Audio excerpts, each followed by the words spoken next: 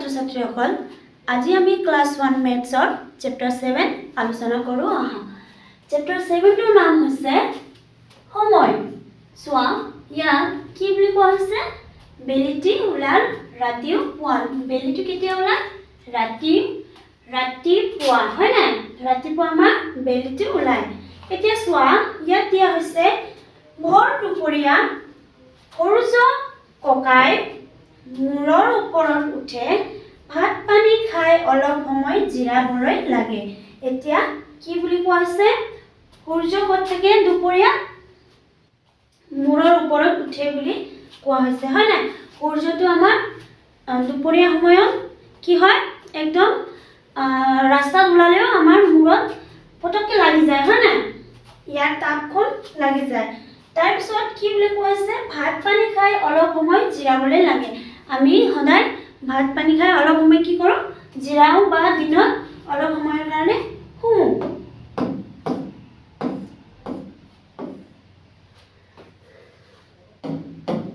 চোৱা, বেলি লহিয়ালে হ'ল আবেলি, সকলো ঘৰমুৱা হ'ল, সন্ধিয়াৰ পৰত জোন তৰাৰে আকাশ জিলমিল হ'ল। এতিয়া কি বুলি কোৱা হৈছে? বেলি লহিয়ালে কি হ'ব? আবেলি হ'ব, হয় নাই? তাৰপিছত কি বুলি কোৱা হৈছে? সন্ধিয়াৰ পৰত জোন তৰাৰে আকাশত কি হয়? জিলমিল হৈ থাকে, হয় নাই? জোন তৰা আমি ৰাতিৰ আকাশত চালে মানে জিলমিল হৈ থাকে।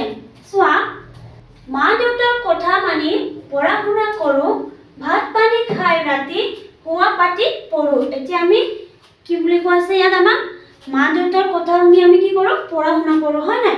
ৰাতিৰ আমি ভাত পানী খাই কি কৰোঁ? শোৱা পাটিত পঢ়োঁ।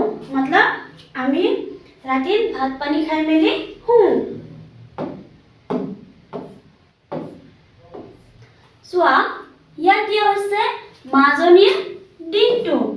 এতিয়া কি বুলি কোৱা হৈছে? চোৱা, ৰাতিপুৱা 6 বজাত বিচনাৰ পৰা উঠো, দাঁত চাফা কৰি গৰম পানী খাওঁ, ব্যায়াম কৰি কিছু পাছত গা ধুওঁ। ইয়াত কি বুলি কোৱা হৈছে? মাজনীয়ে কি কৰে? ৰাতিপুৱা কেইটা বজাত উঠে? ৰাতিপুৱা 6টা বজাত উঠে, হয় নাই? 6টা বজাত উঠাৰ লগে লগে কি কৰে? দাঁত ব্ৰাছ কৰি গৰম পানী খায় আৰু ব্যায়াম কৰে, মানে য়োগা কৰে। চোৱা, জলপান খাই মই বিদ্যালয়লৈ যাওঁ, বিদ্যালয়ত আমি পঢ়া শুনা কৰি দুপৰীয়াৰ আহাৰ লগে ভাগে খাওঁ। এতিয়া কি বুলি কোৱা হৈছে? জলপান খাই তেওঁ ক'ত যায়? বিদ্যালয়লৈ যায়, হয় নাই? বিদ্যালয়ত পঢ়া শুনা কৰি কি কৰে? দুপৰীয়াৰ আহাৰ লগে ভাগে মিলি খায়। চোৱা, আবেলি পৰত আমি খেলা ধূলা কৰোঁ, গধূলি মুখত হাত ধুই পঢ়িবলৈ বহোঁ। এতিয়া আমাক কি বুলি কোৱা হৈছে? আবেলি কি বুলি কৈছে? আমি অলপ খেলা ধূলা কৰোঁ, হয় নাই? গধূলি সময়ত আমি কি কৰোঁ? হাত মুখ ধুই পঢ়া শুনা টেবুলত ধুনীয়াকৈ বহি পঢ়োঁ। কেতিয়াবা ৰাতি চোতালত আইতাৰ সাধু শুনো, ৰাতিৰ আহাৰ খাই দাঁত চাফা কৰোঁ। তাৰপিছত কি বুলি কোৱা হৈছে? কেতিয়াবা ৰাতি কি হয়? চোতালত বহি আইতাকৰ সাধু শুনে। তাৰপিছত সাধু শুনাৰ পিছত কি বুলি কৈছে? ৰাতিৰ আহাৰ খাই আকৌ দাঁত চাফা কৰোঁ। চোৱা, ৰাতি 10 বজাত মই শুবলৈ যাওঁ, এইদৰে মই দিনটো কটাওঁ। তেতিয়া কি বুলি কোৱা আছে? ৰাতি কেইটা বজাত শুৱে মাজনী? 10টা বজাত, হয় নাই? 10টা বজাত হোৱাৰ পিছত তেওঁৰ দিনটো এনেকৈ কটি যায়। ইয়াত কিছুমান প্ৰশ্ন দিয়া হৈছে। চোৱা, মাজনীয়ে ৰাতিপুৱাৰ ভাগত কি কাম কৰে কোৱা। এতিয়া আমাক কি বুলি কোৱা আছে? মাজনীয়ে ৰাতিপুৱাৰ ভাগত কি কাম কৰিছিল? চোৱা, মাজনীয়ে ৰাতিপুৱাৰ ভাগত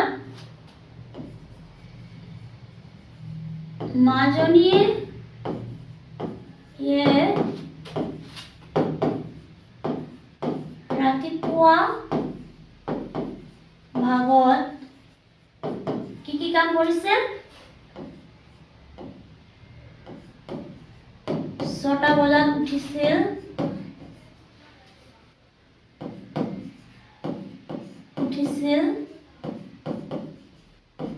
তাৰপিছত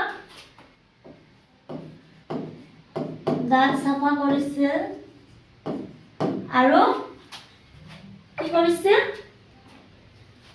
গৰম পানী খাইছিল গৰম পানী খাইছিল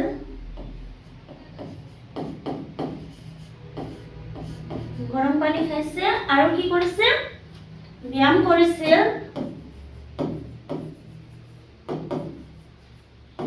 কৰিছিল আৰু জলপান খাই বিদ্যালয়লৈ গৈছিল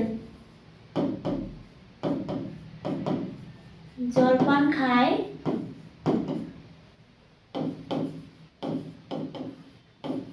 বিদ্যালয়লৈ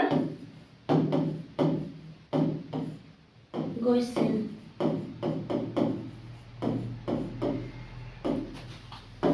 হয় না মাজনীয়ে ৰাতিপুৱাৰ ভাগত কি কৰিছিল মাজনীয়ে ৰাতিপুৱাৰ ভাগত 6টা বজাত উঠিছিল দাঁত চাফা কৰিছিল গৰম পানী খাইছিল আৰু ব্যায়াম কৰিছিল জলপান খাই বিদ্যালয়লৈ গৈছিল ইয়াত প্ৰশ্ন দিয়া হৈছে ৰাতিপুৱা কৰা কামত ৰাইট চিন দিও আহা এতিয়া আমি ৰাতিপুৱা কি কাম কৰো এই ছবিখনত দিয়া হৈছে ছবিখনত চাই আমি কি কৰিম ৰাইট চিন দিম এতিয়া আমি ৰাতিপুৱা উঠাৰ লগে লগে প্ৰথমত ব্ৰাছ কৰো আৰু গা ধুও ৰাতিপুৱা অলপ সময় পঢ়ো হয় না এইখিনি আমি কি কৰিছো ৰাইট চিন দিছো চোৱা দিনৰ ভাগত কৰা কামত ৰাইট চিন দিও আহা দিনৰ ভাগত কৰা কামত আমি কি কৰিব লাগিব ৰাইট চিন দিব লাগিব হয় না চোৱা দিনৰ ভাগত আমি বিদ্যালয়ত যাওঁ বিদ্যালয়ত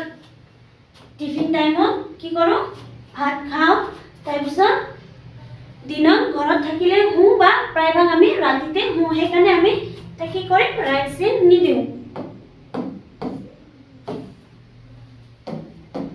চোৱা ৰাতিৰ ভাগত কৰা কামত ৰাইট চিন দিও আহা এতিয়া আমি কি কৰিব লাগিব ৰাতিৰ ভাগত কৰা কামত ৰাইট চিন দিব লাগিব হয় না ৰাতিত আমি কি কৰো পঢ়ো ৰাতিত আমি অকল পঢ়ো কিয়নো আমি ৰাতিত কাপোৰ নুধো গা নুধো খেলা ধূলা নকৰো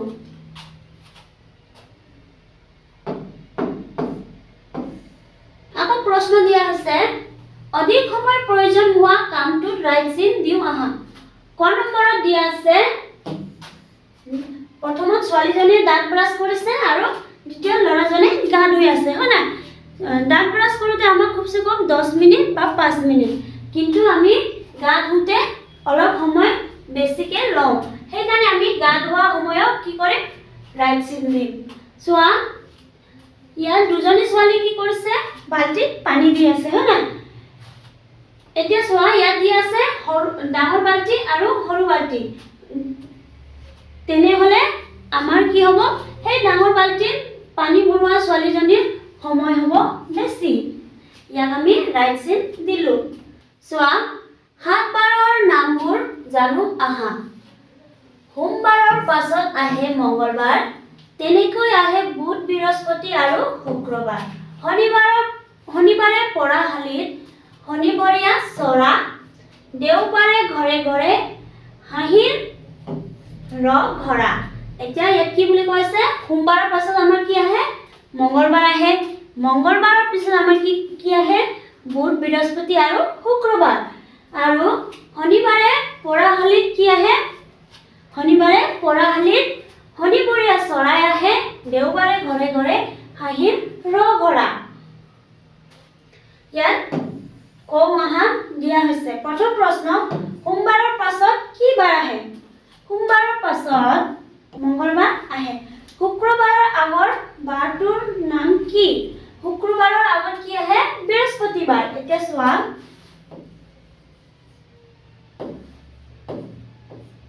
শুক্ৰবাৰৰ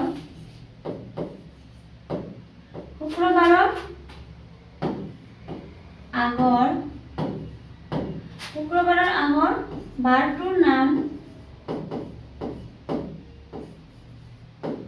বাৰটোৰ নাম হ'ল বৃহস্পতি শুক্ৰবাৰৰ আগত আহা বাৰটোৰ নাম হ'ল বৃহস্পতি এতিয়া 3 নম্বৰ প্ৰশ্ন চোৱা কোনবাৰে বিদ্যালয় বন্ধ থাকে ইয়াত প্ৰশ্ন দিয়া আছে বাৰবোৰ একাধিক্ৰমে লিখো আহা। এতিয়া আমি কি কৰিব লাগিব? বাৰবোৰ একাধিক্ৰমে লিখিব লাগিব। কিছুমান বাৰৰ নাম দিয়া হৈছে, যেনে সোম, মংগল, মাজত খালী আছে, বৃহস্পতি, শুক্ৰবাৰ খালী ঠাই আছে। এতিয়া আমি এই খালী জেগাত কি কৰিম? থাকি যোৱা বাৰখিনিৰ নাম দিম। চোৱা এতিয়া সোমবাৰ, মঙ্গলবাৰ, বুধবাৰ, বৃহস্পতি দিয়া আছে, শুক্ৰ দিয়া আছে। এতিয়া আমি লিখিম শনিবাৰ।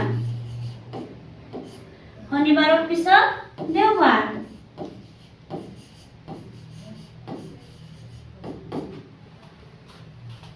সোম, মঙ্গল, বুধ, বৃহস্পতি, শুক্ৰ, শনি, দেও। এতিয়া চোৱা, ভাবি কোৱা, বন্ধৰ দিনত তুমি কি কি কৰা? ইয়াত কি বুলি কোৱা হৈছে? বন্ধৰ দিনত আমি কি কি কৰোঁ? আমি স্কুল বন্ধ থাকিলে দেওবাৰ দিনাখন আমি কি কৰোঁ? নিজৰ নখ চাফা কৰোঁ, গা ধুওঁ, চুলি কটাবিলাকে ল'ৰা মানুহবোৰে চুলি কাটে, খেলোঁ, কাপোৰ কানি ধুওঁ, হয় নাই? ইত্যাদি আমি ঘৰৰ মানে নিজৰ লাগতিয়াল কামখিনি আমি কৰোঁ। লগে ভাগে গাঁও আহা। বহাগত কপৌ ফুল, জেঠত বৰ্ষৰ, আহাৰত নানা ফল, শাওণত বাৰিষাৰ ভৰ, ভাদৰ পিছত আহিন আহে, শেৱালি ফুল ফুলে, কাতি আঘোণত পকা ধানে পথাৰ উপচি পৰে, পুহ মাহত বৰজাৰ, মাঘ মাহত ভোগৰ, ফাগুনত ফুলে মদাৰ পখাল, চতত শেষ বছৰ। এতিয়া ইয়াত কি বুলি কোৱা হৈছে? প্ৰশ্ন দিয়া আছে, শুদ্ধ উত্তৰটো ৰাইট চিন দিওঁ আহা। এতিয়া আমি কি কৰিব লাগিব? শুদ্ধ উত্তৰখিনি ৰাইট চিন দিব লাগিব, হয় নাই? চোৱা, ক নম্বৰ প্ৰশ্ন হৈছে, অসমীয়া বাৰ মাহৰ প্ৰথম মাহ কোনটো? এতিয়া চোৱা, প্ৰথম মাহ হৈছে বহাগ, হয় নাই? বহাগৰ পিছত আহে জেঠ আৰু আহাৰ। খ নম্বৰ প্ৰশ্নটো হৈছে, শাওণৰ পাছৰ মাহ কোনটো? শাওণৰ পাছৰ মাহ কোনটো? ভাদ মাহ। আৰু গ নম্বৰ প্ৰশ্ন চোৱা, বছৰৰ মুঠ মাহ কেইটা? বছৰত আমাৰ মুঠ মাহ কেইটা? 12টা। আৰু চোৱা, 4 নম্বৰ প্ৰশ্ন হৈছে, অসমীয়া বাৰ মাহৰ শেষ মাহ কোনটো? অসমীয়া বাৰ মাহৰ শেষ মাহ কোনটো? চত মাহ। ঠিক আছে? এতিয়া চোৱা, আলোচনা কৰো আহা। বন্ধৰ দিনত কি কাম কৰি তুমি বেছি সময় কটোৱা? বিদ্যালয় খোলা দিনত তুমি ক'ত বেছি সময় কটোৱা? এতিয়া তোমালোকক কি বুলি কোৱা হৈছে? বন্ধৰ দিনত তুমি কি কাম কৰি বা কি খেল খেলি বা কি কৰি তুমি সময় কটোৱা, আৰু খোলা দিনত তুমি ক'ত বেছি সময় কটোৱা, হয় নাই? চোৱা, লগে ভাগে গাঁও আহা। কবিতা এটা দিয়া আছে, 6 ঋতু। গ্ৰীষ্মত গছৰ ডাল ফলেৰে ভৰি থাকে, বৰ্ষাত বৰষুণ পানীৰে খাল বিল উপচি পৰে, শৰতত শেৱালি ফুলৰ গোন্ধে আমোল আমোল কৰে, হেমন্তত পকা ধানে পথাৰ শুৱনি কৰে, শীতত জাৰৰ প্ৰকোপত গছৰ পাত সৰে, বসন্তত বিৰিখত কুঁহিপাত আহে। এতিয়া ইয়াত কি বুলি কৈছে? কিছুমান প্ৰশ্ন দিয়া আছে, হয় নাই? কওঁ আহা। প্ৰথম প্ৰশ্ন হৈছে, ঋতু কেইটা? ঋতু কেইটাৰ নাম কোৱা? ঋতু কেইটা? আমাৰ ঋতু 6টা, হয় নাই? ঋতু কেইটাৰ নাম হৈছে, চোৱা, ইয়াত ধুনীয়াকৈ দিয়া হৈছে, গ্ৰীষ্ম ঋতু 1 নম্বৰ, বৰ্ষা ঋতু 2 নম্বৰ, শৰৎ ঋতু 3 নম্বৰ, হেমন্ত ঋতু 4 নম্বৰ, শীত ঋতু 5 নম্বৰ, আৰু বসন্ত ঋতু 6 নম্বৰ। ইয়াত ধুনীয়াকৈ দিয়া হৈছে। তুমি কোনটো ঋতু ভাল পোৱা? এতিয়া তুমি কোনটো ঋতু ভাল পোৱা? সবৰ নিজৰ নিজৰ পছন্দৰ ঋতু থাকে, হয় নাই? সেইকাৰণে তোমালোকে যোনটো ঋতু ভাল পোৱা ইয়াত উত্তৰত লিখি দিবা। যেনে বহাগ ঋতু,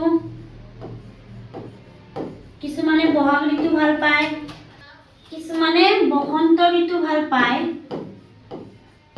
বসন্ত, আৰু কিছুমানে বৰ্ষা ঋতু ভাল পায়, হয় নাই? সবৰ নিজৰ নিজৰ ভাল পোৱা ঋতু থাকে, সেইকাৰণে তোমালোকে নিজে উত্তৰটো লিখি ল'বা। ছাত্ৰ ছাত্ৰীসকল আজিৰ ক্লাছ ইয়াতে সামৰণি মাৰিছোঁ ধন্যবাদ